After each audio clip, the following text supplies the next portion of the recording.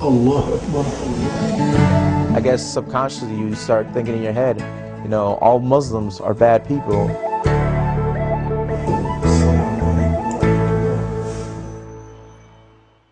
You started feeling the effects of this since you joined the military. Yeah, I'd say within the first week, there was definitely a sense of me being different. And how's that? Just upon the first week, we were at reception in my basic training unit. We were lining up after lunch, and the drill sergeants were naming off the services.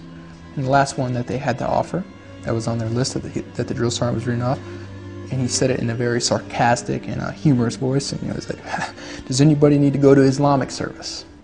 So immediately, there was that belittling of the faith. And I raised my hand. And he was stunned. He was stunned. He had to see who this guy was. He brought me out to the front. This is a group of about 400 new recruits, 400 new guys. He brings me to the front. He's like, "So you're going to Islamic service?" "Yes, I am." "Yes, drill sergeant." All right. He wasn't expecting it. He didn't know how to respond. I think he felt a little uncomfortable because of how he brought it up, and immediately like, "Oh, okay. Well, we need to find somebody to go with you." Because you always have to have somebody go with you in basic training. And there was no other Muslims in that group. And eventually somebody raised their hand, who I'm still good friends with to this day, that decided to come with me. But that was the first week of not even knowing anything about the military. My first couple days there was this sense of being out of place in the way they looked upon me, These guys in that unit who were there. And essentially these guys are looking up to that drill sergeant as a mentor, as a role model, as something eventually they'll be in the military if they, work through the ranks. And for him to have that attitude, for there to be that atmosphere there, I think they saw that, drew to it, and thought it was a normal thing. It was normal.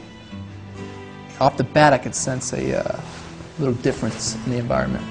So the other recruits picked up on that? Absolutely. And they said, okay, my boss is doing this to this guy, so it makes it doable for me too. Sure. It's the cool thing to do, apparently. It's the standard that's being set. To embarrass an American Muslim is a cool thing to do? Absolutely not. In that environment, at that time, in that arena, yes, absolutely. In the military right now, sure. Kluan is not the only one who felt something totally different about being in the U.S. Army. Others have felt the undertones as well, at least those who are willing to speak, like Chad and Arnold. From your statement, it sounds like as if America is fighting Muslims, whereas I thought that America and the world are fighting terrorists who happen to be Muslims, and just a tiny little bunch of them. I guess I wouldn't really say Muslims, like it's not brought out there like Muslims, but it's like, I guess the majority of them, I guess that's almost how it's portrayed to me, I guess you could say. U.S. Army Specialist Arnold Mendez. You kind of get those undertones because you're going through basic training, you're being taught to fight as a cohesive unit. You're taught about brotherhood, take care of your battle buddy, look out for your platoon, look out for your squad, look out for, U.S. Army, just army of one. And then, you have to come together against someone, and even though they might not come out and say, we're going to go fight Muslims, but you know who we're two wars right now that we're fighting, and they make you feel like, you're fighting against Muslims, even if they don't say those words. That's kind of like the undertones of everything that we do and everything that they say. I still wasn't clear about what these guys meant when they said the undertones are there. So I asked Arnold again, what exactly is he trying to say?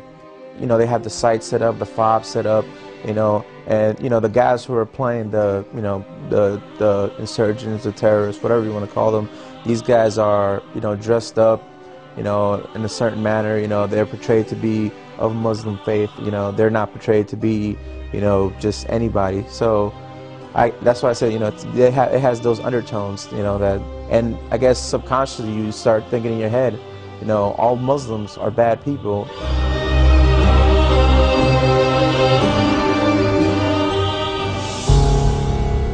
And these are the guys who who will be deployed to Afghanistan or Iraq, predominantly Muslim countries, and they have no idea how to differentiate between a terrorist and a regular Muslim guy or a woman.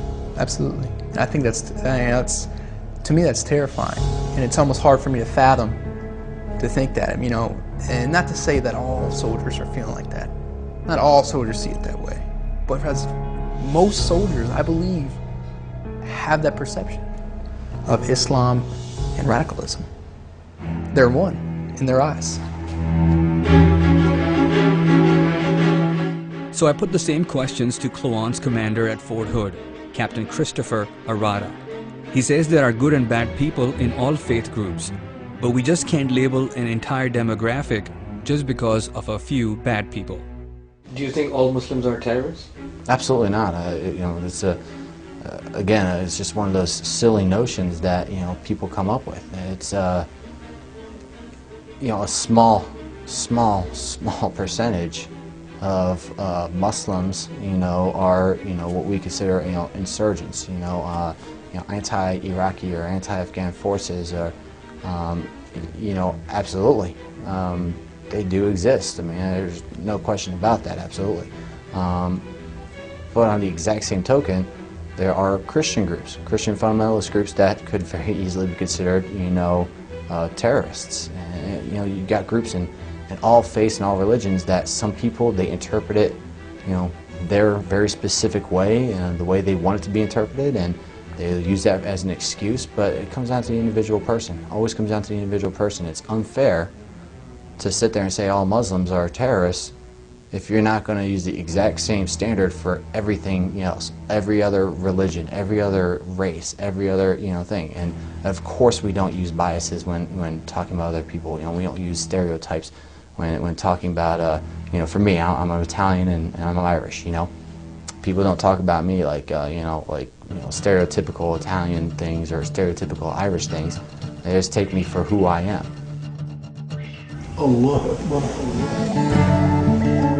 God and Allah, they're the same person. You know, they just have a different name.